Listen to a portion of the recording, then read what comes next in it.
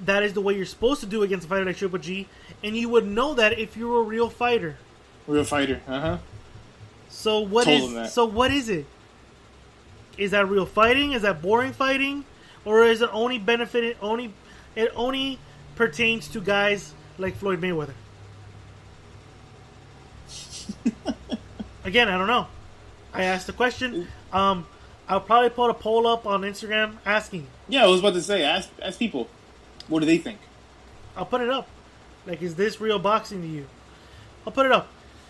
But I wanted to ask you that question before. Again, I didn't want the Adrian Broner thing to be the last topic of our show. I wanted that. No, it makes sense. So I just remembered that. I'm like, you know what? I'm gonna bring this up. So I'm a little tired. Whatever. It was kind of. If you remember, also they were talking about who's the face of Mexican boxing, and if I can remember, Chavez was trying to explain why he picked Canelo. I think he was saying that because he confronted a lot of the best fighters in the world right now. No, yeah, I think that was his defense. That he said that Canelo is the face of Mexican boxing because he has fought better opposition than Mikey Garcia. Yeah. That Mikey can be a 4-division world champion, but Mikey hasn't fought anybody. And that Canelo has fought time and time again the best opponent possible. Mm-hmm. And then my rebuttal would be against who? And we'll come again? Against who? Oh, against who? Boldemir, Trout, Lara, Mayweather, Cotto, Mosley, Khan, Smith, Chavez, Triple G, Angulo.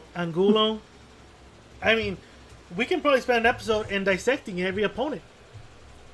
I mean, there was a picture. I don't think it was you that tagged me, where somebody did a picture of Canelo's last 5-10 opponents, and it was kind of like breaking it down a bit. I think starting from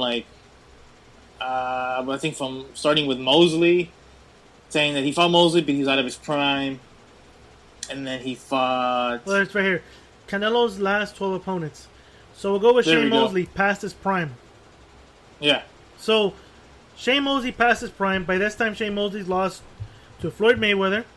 He did a draw with Sergio Mora, and he lost to Manny Pacquiao, and then fought Canelo Alvarez for the WBC Super Welterweight Championship of the World. After that fight, he fought not Jesse Vargas. Josecito Lopez. Josecito Lopez, Josecito Lopez was a 154-pounder who only moved up to 147 to be a last-minute replacement for Andre Berto against Victor Ortiz and knocked him out. And then in his next fight, jumped to 154 to fight the bigger, stronger Canelo, in which he knocked him out. Yeah. Austin Trout, coming off a big win to Miguel Cotto. I felt if you're going to give him credit, I give him the Trout is, to me, is a good win. A good name. That's a good win. Yeah. A good notable win. After that, he fought Floyd Mayweather, in which he wanted the fight, in which his team and his promoter felt that he was ready, and then later on said, well, he was too young. He was too young. He was too naive. Excuses galore. And then this is where Canelo weight started to happen when he fought Angulo at 156. This is the fight that people always say, well, he didn't do Canelo weight until after. No. This is the first fight he started doing Canelo weight. The fight was scheduled to be at 154.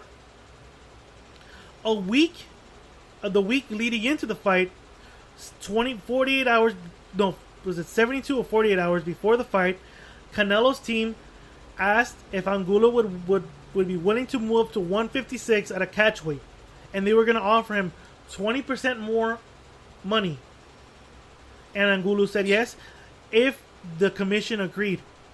Nevada agreed, and the fight took place at 156, which was Canelo weight. Okay, we saw what happened. After that, he fought Lara. I and many other people believe Lara won. That's a fight I want to watch again to see if what I saw, but The last time I saw, Lara barely won that fight. Okay, so I felt Lara won. Regardless of whether it was barely, I think he won it. After the Lara fight, he fought James Kirkland. James Kirkland, who was coming off a 2-year hiatus. Again, at Canelo weight at 155. Knocked him out. After that, he fought Miguel Cotto. Now, Miguel Cotto is a good fighter, but was not the best Miguel Cotto. This was a Cotto that had... No, this is a Miguel Cotto since day one, since teaming up with Freddie Roach, said, I'm only going to do a couple fights and I'm done. I'm out. Win, lose, or draw. I'm only going to do 4 more fights and I'm done. So this is a guy that was 1 foot in, 1 foot out the door. It was at the end of his career. To me, it's the end of his career, and to me, it's a fighter that really wasn't a fighter anymore. This was just a guy that was like looking for the big paydays now. He was just trying to save up money for his retirement. It all makes sense now. The next fight, I sometimes say to myself, why couldn't I see that back then? Well, because back then I was confident he was going to win. Well, Miguel Cotto had won 3 fights in a row by knockout. Yeah, he won a bunch of knockout. You know, he knocked out Martinez. He knocked out Daniel Gale. He was winning by knockout.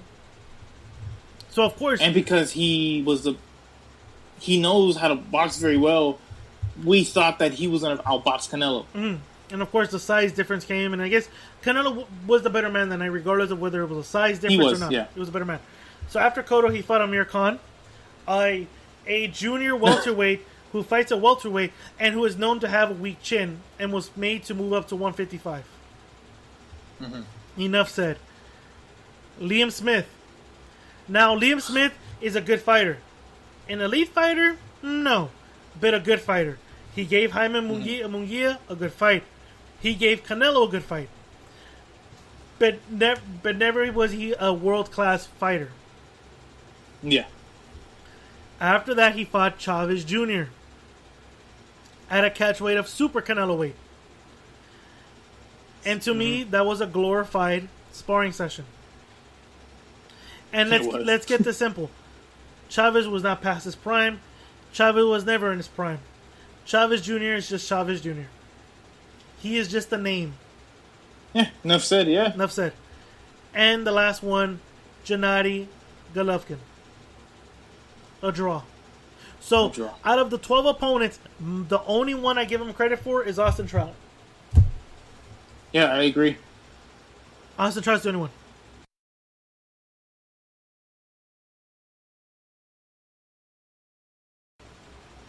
Well, Floyd Mayweather, he lost. Triple G, draw. Everyone else has been knockout or decision wins. Yeah. And if the decision wins, they're wide decisions. Wide. Yeah. Like, very wide decisions. Going into the Khan fight, I gave Khan the first 4 rounds. The judges gave all rounds to Canelo. Wow. Against Lara, I gave Lara a good amount of rounds. No, against Austin Trout, I felt Trout was winning some of the rounds. All judges had unanimously Canelo winning every round. So, the notion that judges favor Canelo for some apparent reason is a true fact. Yeah. And do you remember that wide margin against Cotto? Yeah, I thought it was like a wide super margin. Like, wait, I felt against Cotto it wasn't that wide. It was Canelo won, but it wasn't that wide of a fight. It wasn't a whitewash. He didn't win every round. But we're speaking about this because, like I said, Chavez Sr. came out and said that Canelo is the best Mexican fighter. And he said the reason why is because of the opponents he's fought. Now, I just went down the list of the last 12 opponents. I ask you guys to tell me, has Canelo really fought the best fighters in the world? Again, I might be biased. I may not like Canelo. I like him as a fighter. I don't know him personally, so I can't judge him. But I am giving you my opinion on each fight and what it meant. Simple as that. And I've said this, that he's not really the face of Mexican boxing to me. And it's not because of his boxing style. I just feel the fans don't follow him.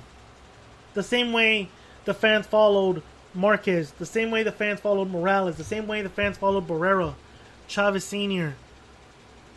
They don't follow him. It doesn't. He doesn't have that Mexican following that, oh my God, he's the Mexican Elvis. I don't see that. Maybe with the Mexican ladies, but I don't see that. No, yeah, of course, yeah.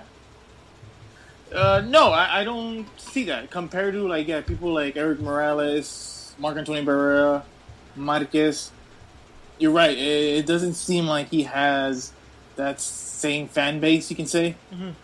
I don't see it. But like we talked about, I think it was last episode or a couple weeks ago, that I said, yeah, he's a face by default. No, he is. That's how I see it. That's why I named him. Yeah, he's a face by default. Totally agree with you.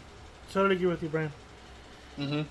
Well, Brian, I'm getting a little tired, and I gotta go get ready because I got a dinner date with my wife tonight. Yeah.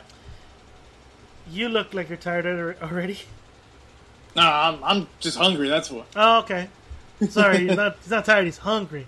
He's hungry. I'm hungry, man. Oh no, I took a nap, so I'm good. And there you go. Well, I took a nap too, but I'm like probably still shit. I'm still kind of tired still. Well, Brian, real quick, where can they find you? Oh, they can find me on Instagram, Brey89, Brey, number 8, number 9. There you go. You can find us. Find me there. Also find me on us on Instagram, the J Brey Boxing Podcast, and don't forget to always go onto Facebook, the Rambling Network, get photos, videos, other type of stuff from shows like The Fever on the Pitch and the Rambling Alcoholics. Don't forget, join the Rambling Network. Exactly. So we're gonna sign off. This is episode 40. Hope you guys enjoyed it. We'll be back next week. Maybe we'll do a prediction for the Fury fight, which is next week, and talk about it, all other stuff in the world of boxing. Definitely. All right, man. We sign the fuck out.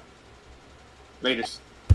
But you know the fans get guaranteed customer satisfaction. Well, it's certainly been a night of surprises and tough action. None bigger than this. Maybe the biggest upset of this decade. Dile que en ese estilo es un fuck you, dile porque